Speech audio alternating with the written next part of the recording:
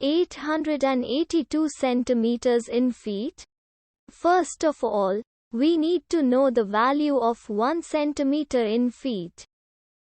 It's always 1 centimeter equals 0.03280839895 feet.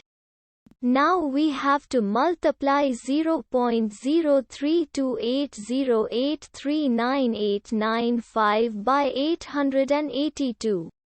Therefore, 882 centimeters times 0.03280839895 feet equals 28.9370078739 feet.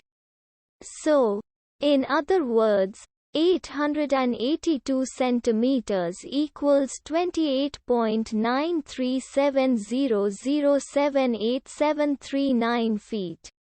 We hope you have enjoyed this video.